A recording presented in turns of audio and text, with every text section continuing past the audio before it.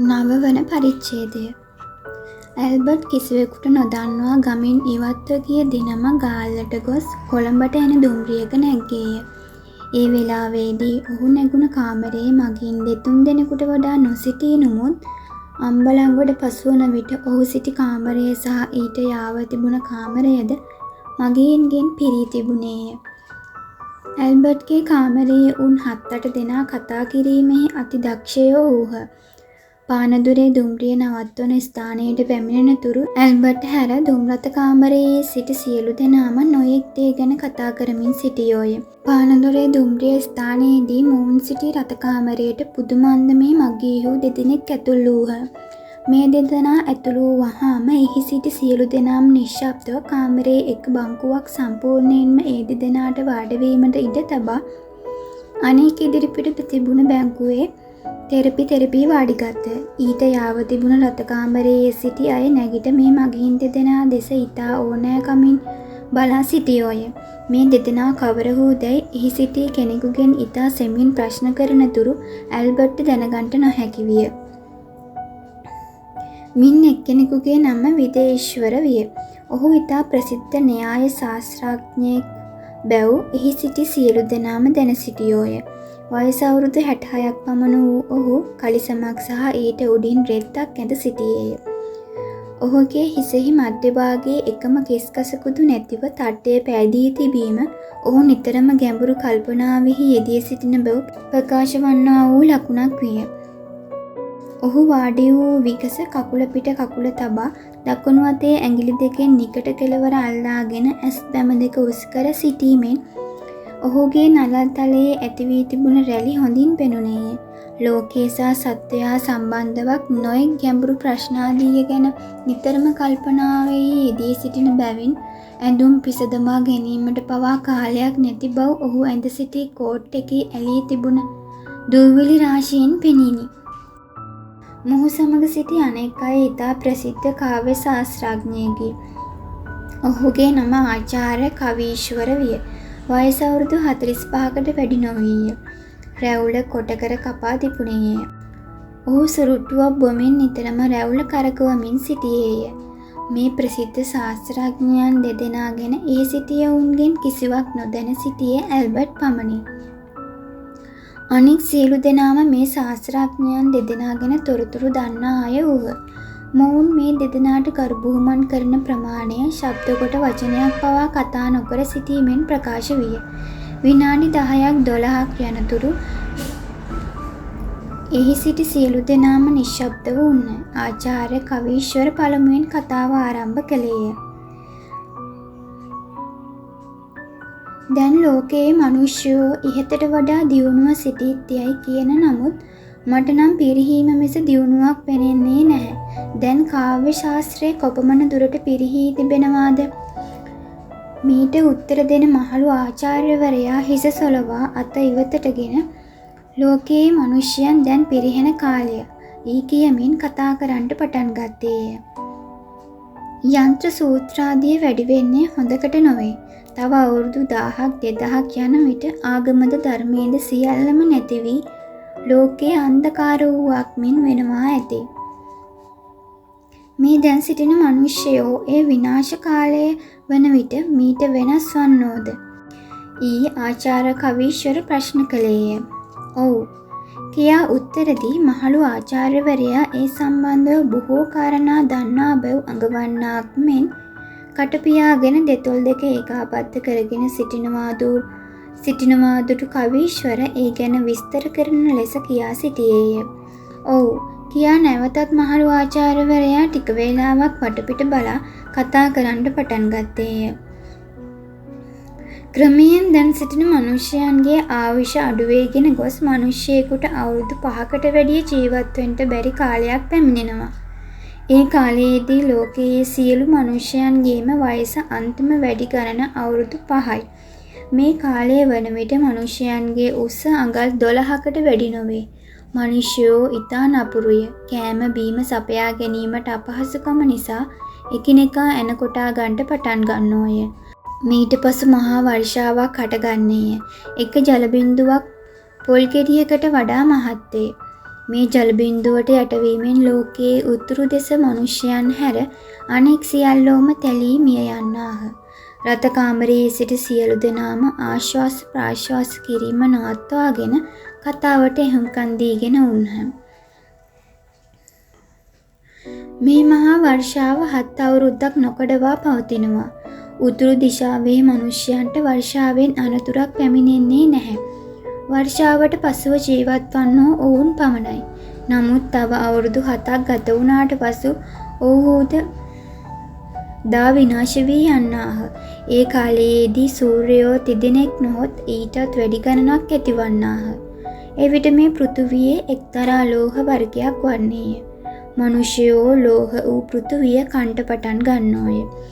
ක්‍රමයෙන් සූර්යයන්ගේ රශ්මිය වැඩිවීමෙන් පෘථුවිය රත් වී මනුෂ්‍යයන්ට සිටිය නොහැකිව එකාගේ ඇඟ උඩ එකා නගින්ට තැත් කරන්නාහ. මෙසේ කරමින් ඔවුන්ට වැඩි කලක් ජීවත් වන්නට ලැබෙන්නේ නැහැ. පෘථුවිය ගින්දරමෙන් රත්වීමෙන් ඔවුහුද විනාශ වී යන්නාහ.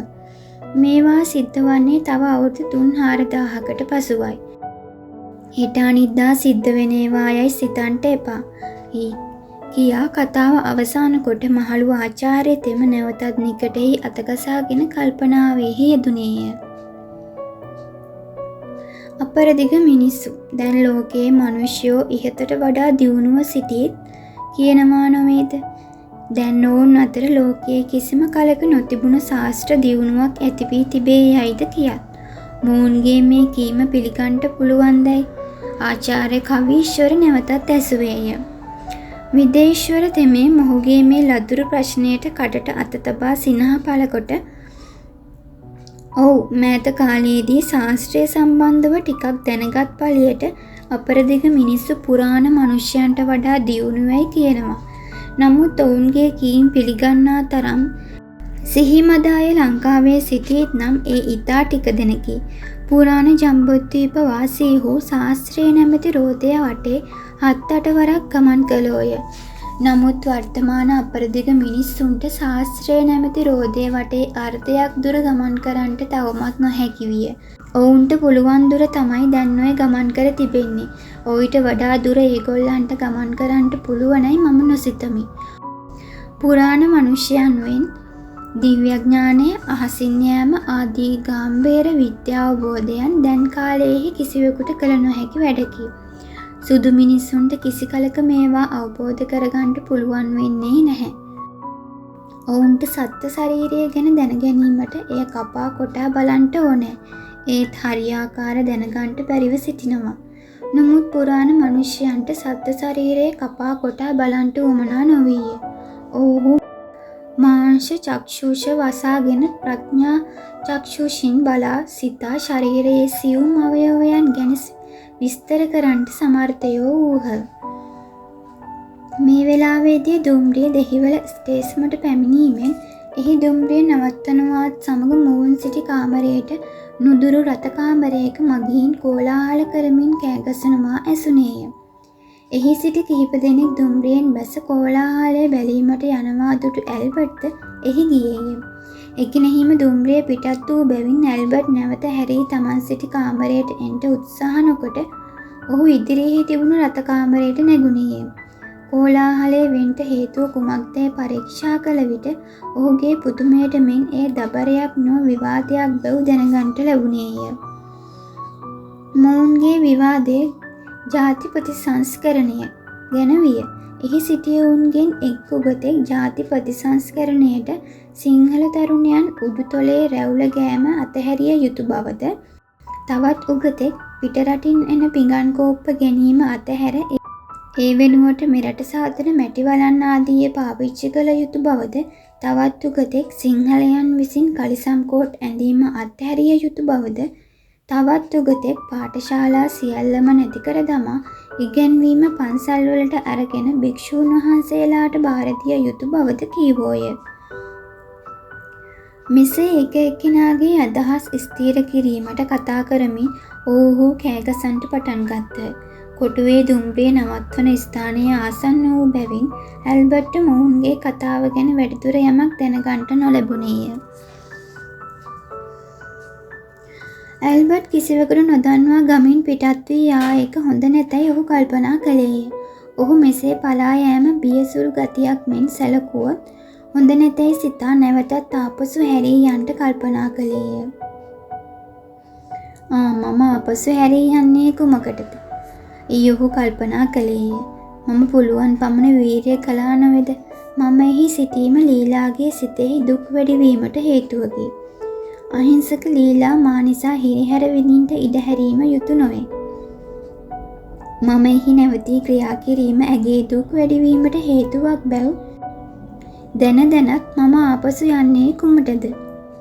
ඔහු නිසා ලීලාට හිරිහැර විඳින්නට ඉඩ නොතැබිය යුතු බවත් ඉවසිල්ලෙන් ක්‍රියා කළ යුතු බවත් කල්පනා කොට ඇල්බර්ට් සිත එකඟ කර ගත්තේය. ඔහු මෙසේ කල්පනා කරමින් තමන් කොළඹ සිටිද්දී නැවතී සිටි කොටහේනේ විශ්‍රාම ශාලාව දෙසට ගමන් කළේය. මේ වේලාව සූර්යයා අස්තාංගත වන්නට ආසන්නව තිබුණ බැවින් සන්ධ්‍යා ලෝකයේ පැතිර තිබුණේය. අස්තාංගත වන්නා වූ සූර්යයාගේ රක්ත වර්ණ රශ්මි සමූහ ස්පර්ශයෙන් බස්නාහිර ආකාශයේහි ඇති වූ අලංකාරත්වය දුටු ඇල්බර්ට්ගේ සිත ශ්‍රී රාහුල ස්වාමීන් වහන්සේගේ සැලලිහිණි සංදේශයෙහි සන්ධ්‍යා වර්ණනාවක් ස්මරණය වීමෙන් පිනා ගියේය. වඳිමින් සවස නල හැසිරෙන දිගතුවල සොබමන් සුසින් මිනි නිල් නුබ තුරු විපුල පතසන් අවර ගිර නැටියෙන් වැටෙන කල විලිකුන් සුරත් වල වැනි වේ රිවි මඩල මහතුන් හසල තමහට යස පිහිට ලෙස නියතින් නොහල යුතු බව පැමිණෙත වෙහෙස සුදනන් පැවති සිරිතැයි දන්වන විලස නුඹමින් සමග ගෙවුනේය දහවල් දවස සැදෑලෙන් වරුණ දෙව්රද මුහුද විසූ සැතෑ සහස කර එන මහවත සැලසූ විතෑ විපුල් පිළමෙන් රත් පටින් වෙසූ සැතෑ වලා පෙළ පැළදිකි පෙනුණු පසු. ඇල්බර්ට් ටිකක් දුර ගමන් කරන විට මාර්ගාසන්න එක්තරා ගෘහයක් ඉදිරිපිට මිදුලේ තරුණයෙක් හා තරුණියක්ද කතා කරමින් සිටිනවා දුටුවේය. යතෝක්ත තරුණයා දුටු හැටියේම ඇල්බර්ට් පුදුම වූවෙකු මෙන් ටික වේලාවක් කල්පනා රහිතව සිට මේ කවුද? ගිල්බර්ට්. ඔහු මෙහි කුමක් කරනවාද? ඔහු කවදා මෙහි ආවාද? යන වචන සෙමින් කීවේය. ගිල්බර්ට් හදිසියෙන්ම කොළඹ හේතුව කුමක්දයි ඇල්බර්ට්ට තේරුම් ගන්නට නොහැකි විය. ගිල්බර්ට් සමග කතා කරන්නට අදහස් කොට ඇල්බර්ට් සෙමින් ඔවුන් සිටි ස්ථානයට ගමන් කළේය. නැලී, නුඹ ඔය තරම් කනගාටු වෙන්නේ කුමටද? මම දවසකින් දෙකකින් එන්ට පොරොන්දු වී ගිය නමුත් බැරි වුණා. යයි ගිල්බර්ට් කී වචන පළමුවෙන් ඇල්බර්ට්ගේ කනෙහි වැටුණේය. මූන් වාඩි වී සිටි ස්ථානයේ මල්ගස් ආදී කුඩා වෘක්ෂයන්ගෙන් මුවා වී තිබුණ බැවින්ද පිටුපා වාඩි වී සිටි බැවින්ද ඔවුහු ඇල්බර්ට් නුදුටුවෝය. ගිල්බර්ට්ගේ කතාව තේරුම්ගත නොහැකිව ඇල්බර්ට් පුදුමයට පත්ව නැවතී කල්පනා කළේය.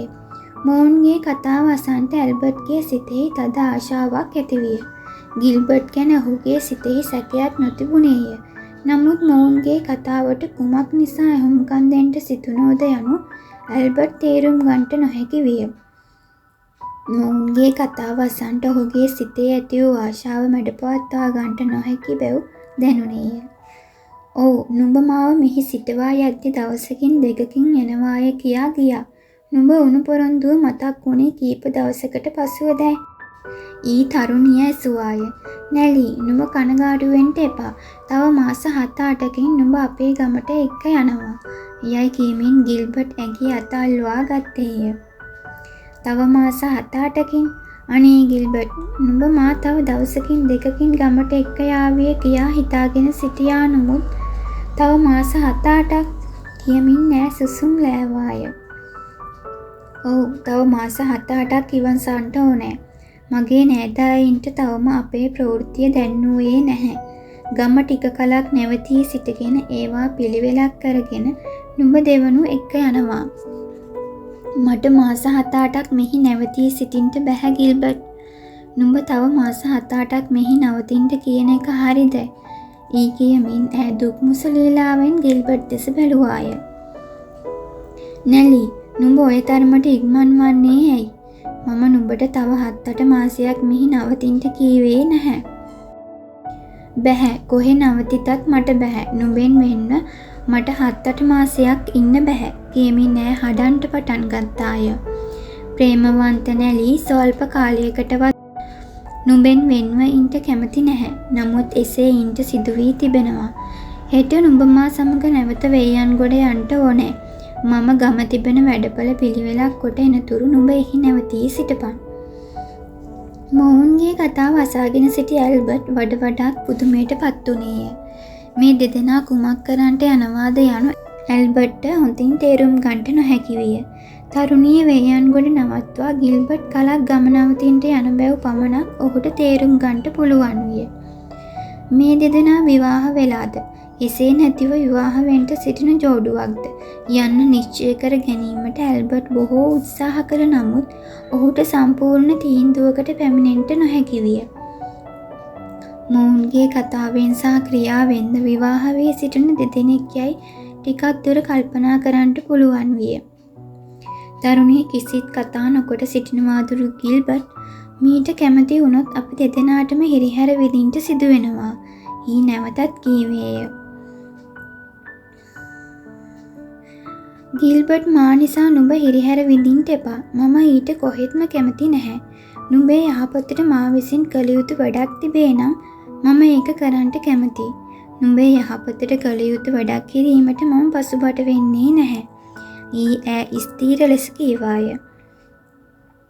මේ වෙලාවේදී ඇගේ මුහුණේ පුදුමාකාර වෙනසක් ඇතිවිය. මේ වචන කියන්නට පළමු ඈ ඊතා දුකින් හඬමින් සිටි නමුත් දැන් මේ මලානික ස්වභාවය නැති වී ඇගේ මුහුණේ ප්‍රාණවත් ගතියක් ඇතිවිය.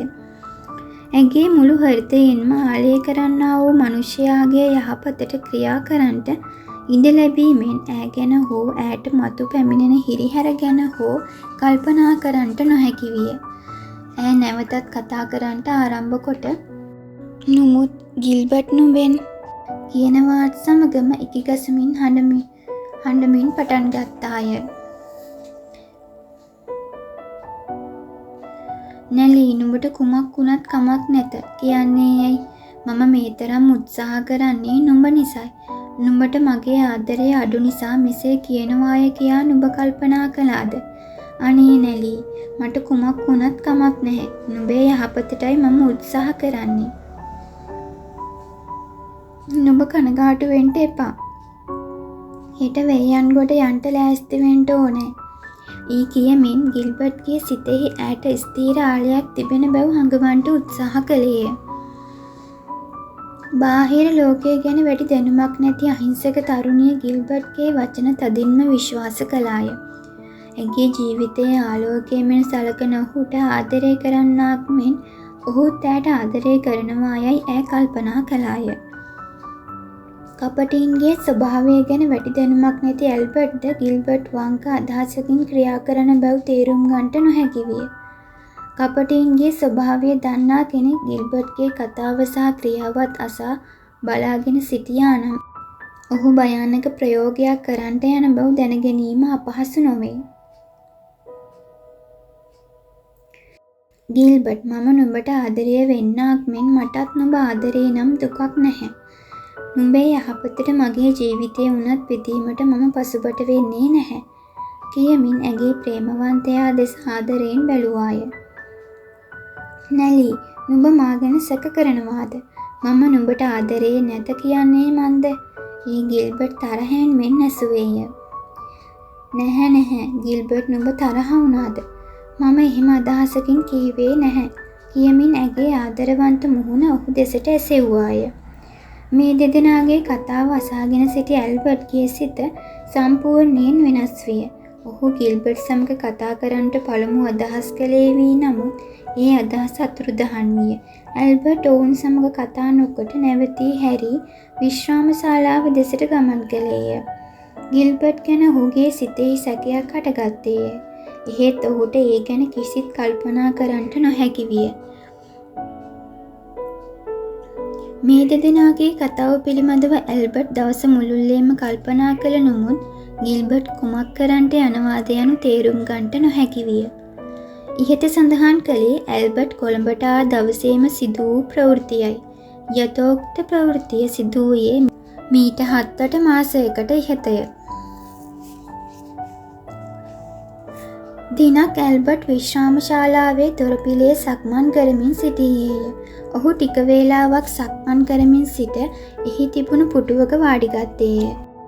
ඔහු හිඳගන්නවාත් සමගම ඔහුගේ පුටුවට නුදුරුව බිම වැටී තිබුණ කඩදාසි කැබැල්ලක් දැක එය අතටගෙන බැලූ විට පිටපැත්තේ සිරිල් ෆොන්සේකා යන නම ඉංග්‍රීසි අක්ෂරයෙන් ලියා තිබෙනවා දුටුවේය. එය මංගල්‍ය ආරාධනා පත්‍රයක් බැව් දැනගත් ඇල්බර්ට් මුද්‍රණය කරන ලද පැත්ත බැලූ විට එහි කළු අකුරෙන් ලියා තිබුණ ගිල්බර්ට් ලීලා යන නම් දෙක ගැස්සුණේය. මොහොතක් ගතවෙන්ට පෙර ඔහු අතේ තිබුණ ලියමනේ අදහස් තේරුම් ගන්නට පුළුවන් විය. එය ලීලා සහ ගිල්බර්ට්ගේ විවාහය පිළිබඳ මංගල්‍ය ආරාධනා පත්‍රයක් විය. යථෝක්ත ලියමන ඇල්බර්ට් සිටි ස්ථානයට ආවේ කොහොමද? එතනට ලියමන ගෙනාවේ කවුද? යනාදිය ගැන කල්පනා කරන්නට ඔහුට කාලයක් නැති විය. විශ්‍රාම ශාලාවට ආ ගිල්බර්ට්ගේ මිත්‍රයෙකුගේ අතින් යථෝක්ත ලියමන එහි වැටුණා විය යුතුයයි කල්පනා කරන්නට ඉඩ තිබුණ නමුත් ඇල්බර්ට් ඒ ගැන කල්පනා කරන්නට ඕනෑ නොවිය. ලියමන දුටු හැටියේම ඔහුගේ සකල ශරීරයේ රෝමෝත්තමනය විය. සිහිනයක් දැක බය වූවක් මෙන් ඔහු සිටි ස්ථානයෙන් කෑගසාගෙන නැගිට්ටේය. ඔහුගේ සිතෙහි ඇති වූ කෝපය සියලු ශරීරයේම පැතිර ගොස් වෙවුලන්නට පටන් ගත්තේය. ඇල්බර්ට් කොළඹ ආ දවසේ ගිල්බර්ට් සහ ඔහුගේ භාර්යාවයි සලකන ලද තරුණිය අතරේ සිදු වූ කතා ප්‍රවෘත්තිය ඔහුට හොඳින් මතක් විය. දැන් ඔහුට ගිල්බර්ට්ගේ අදහස් හොඳින් තේරුම් ගන්නට පුළුවන් විය. ඔහුගේ සිත දිනාගත් අහිංසක ලීලා නින්දිත අදහසින් ක්‍රියා කරන ගිල්බර්ට් නිසා අවාසනාවන්ත ස්ත්‍රියක් වෙන්ට ඉඩ හැරීම ඇල්බර්ට්ට කළ නොහැකි වැඩකි. ඇල්බර්ට්ට අත්වේයයි ඔහු මොහොතකටවත් කල්පනා නොකළේය. එහෙත් ඔහුට කුමක් සිදු වුණත් ඇය වාසනාවන්තව සිටිනවා දැකීම ඔහුගේ සිත ප්‍රීති වීමට කාරණා විය. අසත්පුරුෂ ගිල්බර්ට් සමග විවාහ වුවහොත් ඇය අන්තිම කාලකන්ණි ස්ත්‍රියක් වෙනවාට සැක නැතැයි ඇල්බර්ට් කල්පනා කළේය. ඇය ගිල්බර්ට් සමග විවාහ වෙන්න කැමති වී තිබෙන්නේ ඇගේ මව්පියන් නිසා යයි ඇල්බර්ට් කල්පනා කළේය. එසේ නැතිනම් ඇය කිසි කලක ගිල්බර්ට් සමග විවාහ වෙන්න කැමති වෙන්නේ නැති බවත් ස්වභාවයෙන්ම ඇය තුළ පොඩි කාලයේ පටන් ගිල්බර්ට් නුරුස්සන ගතියක් තිබුණ බවත් ඇල්බර්ට් දැන සිටියේය. ලීලා මේ අනතුරෙන් බේරෙන්නේ කොහොමදයි? ඇල්බර්ට් කල්පනා කළේය. ඔවුන්ගේ විවාහය 18 වෙනිදා. තව 3 දවසයි. කුමක් කරන්නටද? ගිල්බර්ට් පිළිබඳව මා දන්නා ප්‍රවෘත්තිය දන්වා සිටියාට ඔවුන් පිළිගන්නේ නැහැ. මගේ වචන ඔහු විශ්වාස නොකරත්. එදා ගිල්බර්ට් සමග කතා කරමින් සිටි තරුණිය නැලි තවමත් වේයන්ගොඩ ගිල්බර්ට් ගැන බලාපොරොත්තුව සිටිනවා ඇති. ඇය සොයාගන්නට පුළුවන් වුණොත් ලීලා මේ භයානක මනුෂ්‍යයාගෙන් බේරා ගන්නට පුළුවන් වනවාට සැක නැහැ. වේයන්ගොඩ ගොස් ඒ ගැන සොයන්නට ඕනෑ. ඇල්බර්ට් වෙන කිසි දෙයක් ගැන පරීක්ෂා කරන්නට ප්‍රමාද නොවී එදින කොළඹින් පිටත් වන දුම්රියක නැගී වේයන්ගොඩට ගියේය.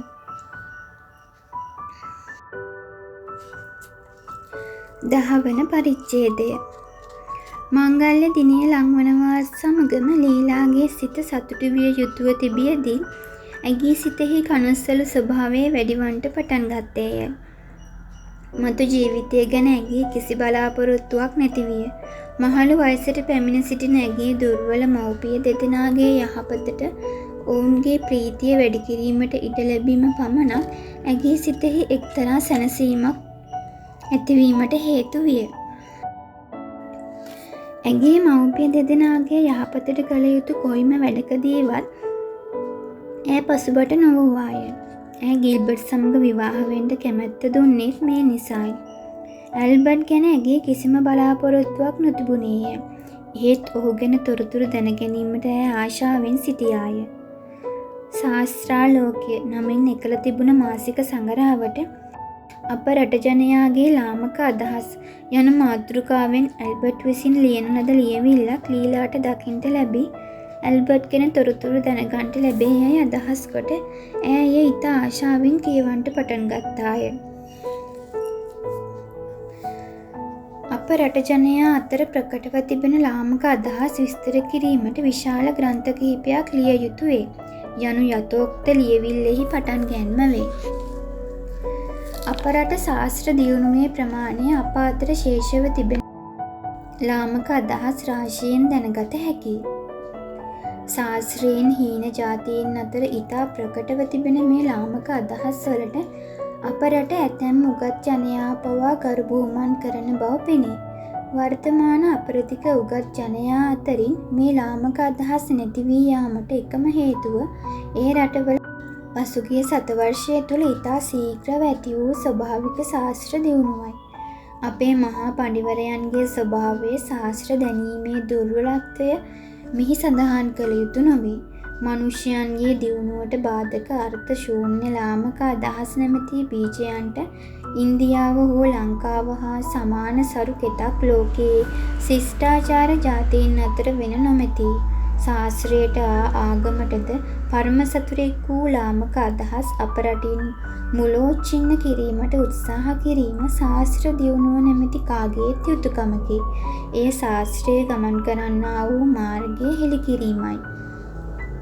අප රට ජනයා අතර ශේෂව තිබෙන ලාමක අදහස් මිත්‍යා කතාන්දර එකිනෙකට සමාන බැවින් යක්ෂ ප්‍රේතාදීන් ගැනත් යන්ත්‍ර මන්ත්‍රාදීය ගැනත් අප අතර ශේෂව තිබෙන ලාමක අදහස් සහ ඒවාන් ඇති වී තිබෙන අන්දමත් අපේ දැනුම් පමණින් මෙහි විස්තර කරනු ලැබේ.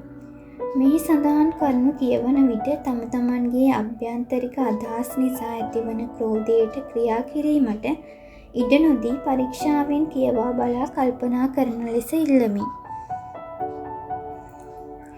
පළමු කොට යක්ෂයන් පිළිබඳ පරීක්ෂා කර බලමු. අප රට බොහෝ දෙනා යක්ෂ ප්‍රේත යෝග කියා මනුෂ්‍යයන්ගේ ඇසට නොපෙනෙන සත්ව කොට්ටාසයක් සිටිනවා යයි කිසි පරීක්ෂාවක් නැතුව පිළිගනිති. යක්ෂ ප්‍රේතයෝ අප සමග නිතර හැසිරේත්ය. තිබෙන එකම වෙනස ඔවුන් අපේ ඇස්වලට නොපෙනීම පමණක් යයි ඇතැම් අය කියනවා බොහෝ විට අසන්ට ලැබේ. පුරාණ කාලයෙහි දිව්‍ය ලෝකයේ අප පෘථිවියට ඉතා ආසන්නව තිබුණ බැව් පෙනේ. පුරාණ සිංහලයෝ දිව්‍ය ලෝකයෙන් ප්ලෑන් ගෙනවිත් ගෙවල් සෑදුවෝය යන්න පිටකොටුවේ කෙනෙක් දොන් කරෝලිස් පුත්‍ර මහතුන්ගේ සාප්පුවෙන් ප්ලෑනක් ගෙනවිත් තියක් සැදුවේය යන්න විශ්වාස කරනවාටත් වඩා පහසුවෙන් පිළිගත යුත්තකි. ඒ කොටුවේ ඔරලෝසු කණුව පිහිටා තිබෙනවා යන්න පිළිගන්නවාටත් වඩා පහසුවෙන් පිළිගත යුත්තක් මිස විශ්වාසයක් නොවේ. මන්ද විශ්වාසය මුකුත් නොදැන අමනයෙකුගේ ක්‍රියාවක් බැවිනි. යක්ෂ ප්‍රේතයෝය කියා කොටසක් සිටිනවා යයි පිළිගැනීමට හේතුව මොවුන් සම්බන්ධව පුරාණ ඉතිහාසාදියෙහි සඳහන් කතාන්දර බැව් පෙනේ. ඉතිහාසයෙහි සඳහන් වන මෙබඳු ප්‍රවෘත්ති එසේම පිළිගැනීම යුක්ති සහිත දැයි පරීක්ෂා කර යුතුය. යක්ෂයෝය කියා මිනිස් ඇසට නොපෙනෙන සත්ව කොට්ටාසයක් සිටීම වර්තමාන ශාස්ත්‍රයට විරුද්ධයි කියා එපමණින්ම එබඳු සත්ව කොට්ටාසයක් නැතැයි කීමට අපට යුක්තියක් නොමැති. ලෙඩ බෝ කරන ශුද්‍රපාණීන් දහස් ගණන් අපේ ඇසට නොපෙනී වාතයෙහි හැසිරෙන බව ශාස්ත්‍රඥයන් විසින් ඔප්පු කර තිබේ. එමෙන් මනුෂ්‍යයන් ලෙඩ කරන යක්ෂයෝය කියන කොටසද ඇතිවෙන්ට බැරිද? එබඳු කොටසක් කිසි කලක සිටියේවත් මතු ඇතිවන්නේවත් නැතයි එකවරම කීමට අපට ඇති යුක්තිය කුමක්ද? එබඳු යුක්තියක් නැති බව පෙනේ. ස්වභාව ධර්ම නීතිය කියන්නේ පුරුද්දෙන් අත්දැකීමෙන් දැනගෙන තිබෙන පමණටයි. ස්වභාව ධර්මය සීමා රහිතයි. මනුෂ්‍ය ඥානයේ එපමණ දුර ගමන් කරවිය නොහැකි. එබැවින් කොයිම දෙයක්වත් ස්වභාව ධර්මයට විරුද්ධව කොටින්ම එසේ විය නොහැකි යැයි නිශ්චය කළ නොහැකි. මක් නිසාද? ස්වභාව ධර්මයාගේ බලය අසවල් පමණ යැයි සීමාවක් දැක්විය නොහැකි බැවිනි. මෙසේ බලන කල පුරාණ ඉතිහාසයෙහි සඳහන් වන අද්භූත දේ සිද්ධ විය නොහැකි යයි ස්ථීරවම කීමට අපට යුක්තියක් නැති බව හොඳින් වැටහේ. ඉතින් පුරාණ ඉතිහාසයන්හි සඳහන් හාස්කම් සිද්ධ විය නොහැකි යයි කිය නොහැකි නම් ඒවා පිළිනොගන්ට හේතුව කුමක්දැයි ප්‍රශ්නයක් ඇතිවේ. ඊට උත්තරය පුරාණ ඉතිහාසයන්හි සඳහන් අද්භූත සිද්ධවීම් පිළිගැනීමට බලවත් බිඳහෙළිය නොහැකි සාක්ෂි තිබිය යුතුයි යනුයි. යක්ෂයන් සම්බන්ධව පුරාණ ඉතිහාසයන්හි සඳහන් වන කතාන්දර හාස්කම් සංඛ්‍යාවට ඇතුළත් කළ යුතුයි. පුරාණ ඉතිහාසයන්හි සඳහන් අද්භූත සිද්ධවීමක් වර්තමාන ශාස්ත්‍රයට යම් තරමක් විරුද්ධ වේද එය පිළිගැනීමට එතරම් බලවත් සාක්ෂි වුවමනා වේ. සෑහෙන තරම් සාක්ෂි නැතිව එබඳු දෙයක් පිළිගැනීම යුක්ති රහිතයි. අනුරාධපුරයේ කැලෑවකදී කෙනෙක් කොටියෙක් දුටුවාය කීවොත් එය පිළිගැනීමට වැඩි සාක්ෂි වුවමනා නොවේ. ඔහුගේ කීමම ප්‍රමාණ වේ. නමුත් ඔහු එම කැලෑවේදීම සිංහයෙක් දුටුවාය කීවොත් අපි ඔහුගේ කීම පිළිගැනීමට පසුබට නොවෙමුද? අපේ පුරුද්දෙන් අපි දැනගෙන තිබෙන්නේ ලංකාවේ සිංහයන් නැති බවයි. ඉතින් ඔහුගේ කීම අප සියලු දෙනාගේම විශ්වාසයට විරුද්ධ බැවිනි. ඔහුගේ කීම පිළිගැනීමට පරීක්ෂා සහිත වෙන්න ඕනෑ. ඔහු මීට ප්‍රථම සිංහයන් දැක තිබෙනවාද යනාදී වශයෙන් පරීක්ෂා කරන්න ඕනෑ. ඔහු ඇත්තටම සිංහයෙක් දුටුවා නම් ඒත් ලංකාවේ සිංහයෝ සිටීත්‍යයි පිළිගැනීමට සාක්ෂියක් නොවේ. ඔහු එම කැලෑවේදීම කිඳුරෙක් දුටුවාය කීවොත් ඔහුගේ කීමට අපට සිනහ පහළ වේ. මෙබඳු සත්වයෙක් සිටිනවා යයි විශ්වාස කරනවාට වඩා ඔහු රැවටෙන්ට ඇතැයි සිතීම පහසුයි. මෙබඳු සත්වයෙක් සිටිනවා යයි විශ්වාස කිරීමට අපට මොන අන්දමේ සාක්ෂි වුවමනා කරනවාද? ප්‍රසිද්ධ සත්ව විද්‍යාඥයෙක් යථෝක්ත සත්වයා දුටුවාය කීවත් ඒ තරම් ශාස්ත්‍ර ඥානයෙකුගේ සාක්ෂිවල ඇති වැදගත්කම නිසා ස්වල්පයක් කල්පනා කළත් එපමණින් පිළිගත යුතු නොවේ. යථෝක්ත ශාස්ත්‍රඥයා කිඳුරා මැන බලා උගේ උස මහත්ත අවයවයන්ගේ ප්‍රමාණයද උගේ රූපය ගැනද තවත් උවමනා කරන සියලුම කරුණු දක්වමින් ලියවිල්ලක් සහිතව කියා සිටියොත් ඔහුගේ සාක්ෂිවල තිබෙන වැදගත්කම නිසා ටිකකටවත් ඔහුගේ කීම පිළිගන්න ඕනෑ. එමෙන්ම පුරාණ ඉතිහාසයන්හි සඳහන් ආශ්චර්යමත් සිද්ධවීම් පිළිගැනීමට ඉතාම වැදගත් සාක්ෂි තිබිය යුතුය. අංක 1. ස්වභාවයෙන්ම මනුෂ්‍යයන් තුළ අද්භූත කතාන්දර ඇසීමට තද ආශාවක් තිබේ. මේ ආශාව වැඩි වශයෙන් තිබෙන්නේ නූගත් මනුෂ්‍යයන් තුළයි. යක්ෂ ප්‍රේතයන් පිළිබඳ ඇතැම් මනුෂ්‍යයන්ගේ අද්භූත ක්‍රියාදිය පිළිබඳව විස්තර කරන විට නූගත් මනුෂ්‍යයෝ හයාගත් කට නොපියා ඊට ඇහුම්කම් දීගෙන සිටී. අද්භූත කතාන්දර වහා පැතිර යන්නේ මේ නිසාය. අංක 2. පුරාණ කාලයේහි ස්වභාවික ශාස්ත්‍ර දියුණුව නොතිබුණ බැවින් ඇතැම් සිද්ධවීම් තෝරා බේරා ගැනීමටම දෙවියන්ගේ නොහොත් යක්ෂයන්ගේ බලයක් වුවමනා විය. මහමත් භක්තිකයෙක් ඔහුට හිරිහැර කරදර පැමිණ තිබෙන වේලාවට දෙවියන්ට යාඥා කරයි. ඊට පසු ඔහුගේ සිතෙහි තිබුණ කරදර සියල්ලම නැති වී සිත එකගත්වයට පැමිණෙන්නේය. ඔහු විසින් කරන ලද යාඥාවට උත්තරයක් වශයෙන් අල්ලා විසින් ඔහුගේ සිතෙහි කරදර සියල්ලම නැති කරන ලදයි ඔහු කල්පනා කරයි. අල්ලා කියන දෙවියා ඉන්න බව දැන ගැනීමට ඔහුට මේ හොඳම සාක්ෂියකි. චිත්ත ධර්ම ශාස්ත්‍රය ගැන දැනීමක් නොමැත්තේ ඔහු යථෝක්ත කාරණය අන්‍යාකාරයට පරිවර්තනය කොට සිතාගන්නේය. නමුත් චිත්ත ධර්ම ශාස්ත්‍රඥයෙකුට යම් යථෝක්ත කාරණය සිද්ධ වීමට දෙවියෙකුගේ උපකාරයක් වුවමනා නොවන බව හැඟේ. කර්නල් ඕල්කට් තුමා අප රටට ආ කාලයේදී වාතාබාධවලින් පෙළෙමින් සිටි කිහිප දෙනෙක් හස්තයෙන් පිරිමැදීමෙන් සුව කළ බැව් ඒ කාලයෙහි ප්‍රසිද්ධ වී තිබුණේය. ඒ කාලයෙහි නූගත් බොහෝ දෙනා මේ දිව්‍ය බලයකින් කරනවා යයි සැලකූහ. මානසික කාන්දම් බලයෙන් මෙබඳු දේ සිද්ධ විය හැකි බැව් නොදැන සිටි බැවින් ඔවුහු එය අන්‍යාකාරයකට පරිවර්තනය කොට සිතාගත්හ.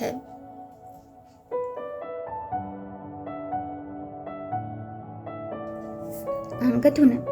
වර්තමාන කාලයේහීත් අසවල් පළාතේ මෙබඳු හාස්කමක් සිද්ධ වුණා යයි කියමින් පොත්පතෙහි පවා සඳහන් කරත් කතෝලිකයන්ගේ සියඹලාගසේ ප්‍රවෘත්තියත් ජගත්සේනගේ උත්පත්තියෙන් පෘථිවි චලනය සිද්ධ වුණාය යන ප්‍රවෘත්තියත් ඊට නිර්දේශනයන්ය. මේ කාලයේහි උගත් මනුෂ්‍යයෝ ඒ මෝඩයන් ඕනෑ දෙයක් විශ්වාස කළාට අපට කම් නැත කියා යථෝක්ත කරුණු ගැන කිසිම සැලකීමක් නොකරත් මේ නිසා කාලයකදී යථෝක්ත කරුණු උගත් අයගේ පොත්පත්හි පවා සඳහන් වන්නාහ. මේ අන්දමේ කරුණු පුරාණ කාලයේදී සිද්ධ වෙන්න බැරි නැහැ. පුරාණ කාලයේහි මේ අන්දමේ ලාමක කතා පැතිර යන විට උගත් ජනයා ඊට ඇහුම්කම් නොදීමෙන් හා ඒවායේ අසත්‍ය ලාමකත්වය පෙන්වීමට උත්සාහ නොකොට උපේක්ෂාවෙන් යථෝක්ත කතා කාලයකදී පොතපතෙහි සඳහන් වෙන්න බැරිද? ශාස්ත්‍ර දියුණුව තිබෙන මේ කාලයේහීත් මනුෂ්‍යයන්ට හා ගෙවලට යක්ෂයන් ආරූඪ වීම පිළිබඳ නොයෙක් අන්දමේ කතා අසන්නට ලැබේ. වැඩි වශයෙන් මෙබඳු කතා පළමු ඇතිවන්නේ නූගත් ජනයා අතරේ. මේවා ගැන පරීක්ෂා කරගෙන යන විට පළමුවෙන්ම දුටුවේ කවුද? කොහොම සිද්ධ වුණාද? යනාදිය ගැන කිසිත් දැනගන්නට නොලැබේ. කෙනෙකුට තවත් කෙනෙක් කී බැවින් ඔහුට තවත් කෙනෙකුගෙන් දැනගන්නට ලැබුණ බවත් අසන්නට ලැබෙනවා මිස දුටු කෙනෙක් බලන්ට ගිය කෙනෙක් සොයා ගැනීම ඉතා අමාරු වැඩකි. මෙබඳු කතාන්තරයන්ගෙන් වැඩි කොටස පිළි නොගත යුතු නූගත් මනුෂ්‍යයන් අතරේ අහේතුකව පැතිර යන ඒවා වෙත්. සැලකිය යුතු තරම් සත්‍යයක් ඇති කතන්දර ඇතත් ඒවා යක්ෂයන් ප්‍රේතයන් ඉස පිට නොතබා ස්වභාවික ශාස්ත්‍රානුසාරයෙන් නිරවුල් කළ හැකිය. එසේත් නිරවුල් කළ නොහැකි සිද්ධවීමක් තිබුණත් එය යක්ෂයන් විසින් කරන ලදැයි සිතීම නුවණට හුරු නොවේ. කතළුවේ එක්තරා ගෘහයකට මල යකෙක් වැහී සිටින බවත් ඒ මල යකා ඒ ගෙදර මිනිසුන්ට නොයෙක් හිරිහැර කරන බවත් ඒ පළාතේ වැදගත් උගත් මිත්‍රයෙක් මා සමග කීවේය. තවත් වැඩිදුරටත් මේ හොඳටම ඇත්තය. අවිශ්වාස කරන්නට එපාය. එහෙම අවිශ්වාස කළ යුතු එකක් නොවේය. ඇසින් දැකපු එකක් යයි කීවේය. මා ටික වේලාවක් නිශ්ශබ්දව සිට එය මහත්මයාගේම ඇස් දෙකින් දුටුවාදැයි ප්‍රශ්න කළ විට පුදුමයට මෙන් මම දුටුවේ නැහැ. මට හොඳටම විශ්වාස කවදාවත් බොරු නොකියන අය ඇසින් දැකපු කෙනෙක් කීවා යන වචන අසන්නට ලැබුණේය. මේ බඳු කරුණු ගැන අප රට බොහෝ දෙනා තුළ තිබෙන පක්ෂග්‍රාහී සිත පුදුම සහිතයි. සමහර මෙබඳු කරුණු ගැන කතා කරන විට තමන් නොදුටු දේ පවා දුටුවෝ යයි කියත්.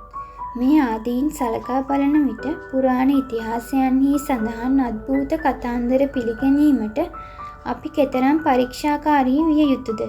ඒවා පිළිගැනීමට කෙතරම් බලවත් බිඳහෙළිය නොහැකි සාක්ෂි තිබෙන්න ඕනෑද? පුරාණ ඉතිහාසයන්හි අද්භූත සිද්ධවීම් ඉහත කී අන්දමට උගත් මනුෂ්‍යයන්ගේ සිත් සතුටු වන තරම් සාක්ෂි ඇතිව සඳහන් කර තිබේද?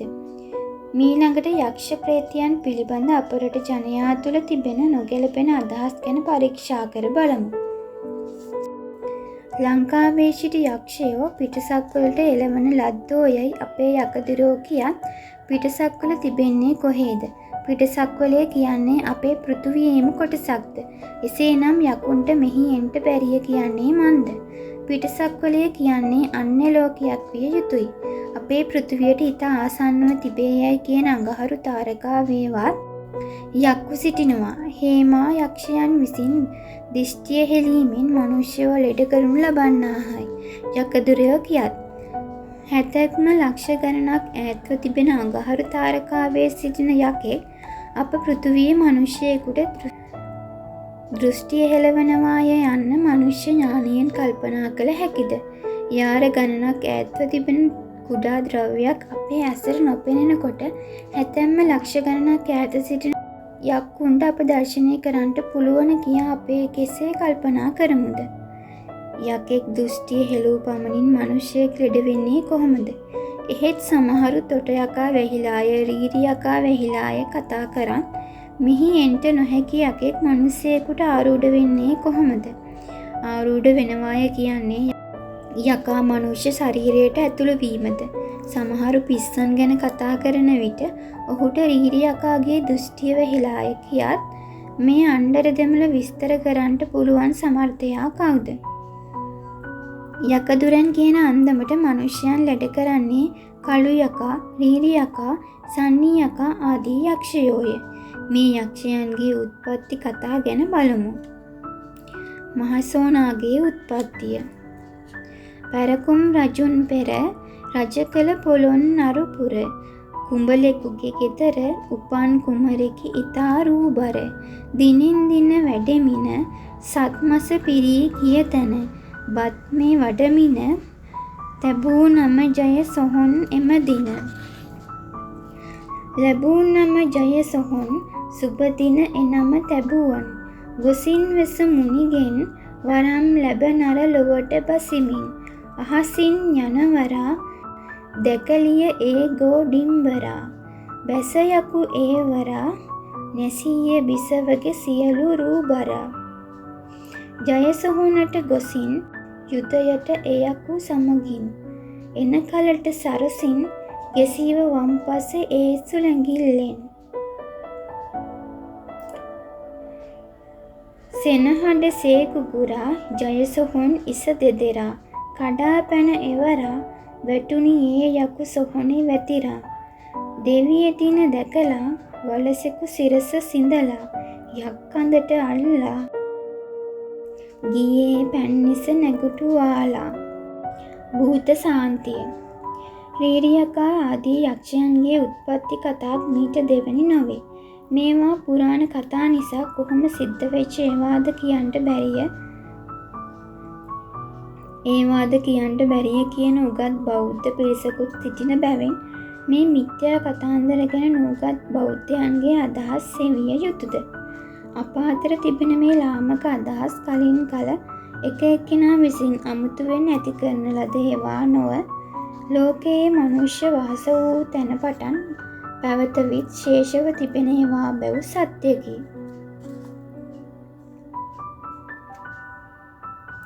දහවන පරිච්ඡේදය මෙතනින් අවසන්. ඉතින් ඉතුරු කොටස් බලන්න මගේ ඊළඟ වීඩියෝ එකත් එක්ක සම්බන්ධ වෙන්න. ඔයාගේ අදහසත් කමෙන්ට් එකක් ලෙස සඳහන් කරගෙන යන්න අමතක කරන්න එපා.